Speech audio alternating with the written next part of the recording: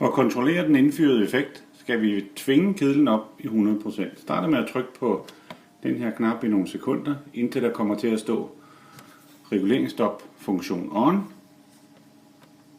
Så kan vi trykke hernede. Og så står den til at køre 0%, altså ned på allerlaveste last. Tryk på OK, og så skruer vi op. Sætter den op til 100%. Husk altid at åbne nogle radiatorventiler, telestater og ting og sager. Nu står den og blinker, så trykker vi på OK-tasten igen. Nu vil man nok også kunne høre, at nu kører kedlen op på 100%. Så går vi ud på gasmåleren og aflæser, hvor meget. Nu er vi så ude ved gasmåleren. Her kigger vi ned på målerskabet, og vi tager et godt blik på det og måler, hvor mange liter der ryger ind der på 1 minut. Så har vi så fået aflæst ude på måleren, og nu er vi nede på gaskedlen igen, og vi skynder os at slå reguleringsstop-funktionen fra. Det gør vi bare ved at holde øverste højre knap inde. Så skriver den her reguleringsstop-funktion off. Og nu vil vi lige så gå op og regne ud.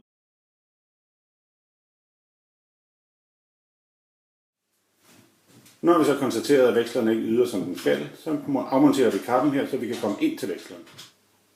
Som I kan se, er det her en VGB 15C-serien. For at tage vandet af, skal vi lige have drejet på kontraventilen, ellers så hjælper det ikke noget som helst. Og som vi kan se her, sætter man lige sin skruetrækker på herinde og drejer den fra venstre mod højre.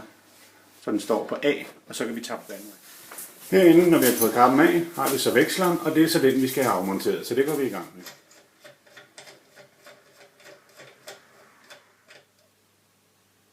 Når alle møtrikker er taget af veksleren, så skiverne er smart at bruge en magnet lige til at hive dem af, som vi ser her.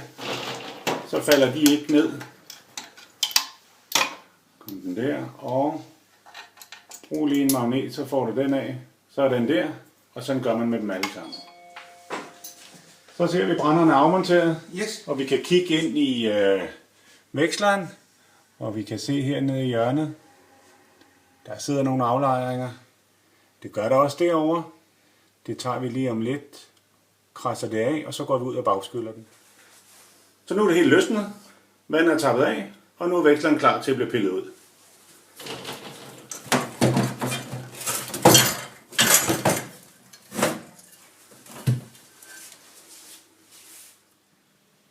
Før vi foretager skyldningen af veksleren, afmonterer man de her isoleringsplader, der sidder bag i veksleren, ellers så bliver de opløst af det vand.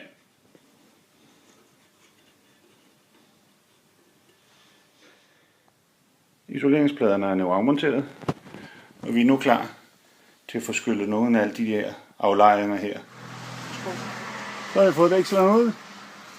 Vi låner fru Hansens vandhane. Vi har stablet den lidt op her, så vi kan skylle den fra bagsiden af her. Her går vi så i gang med at skylle den.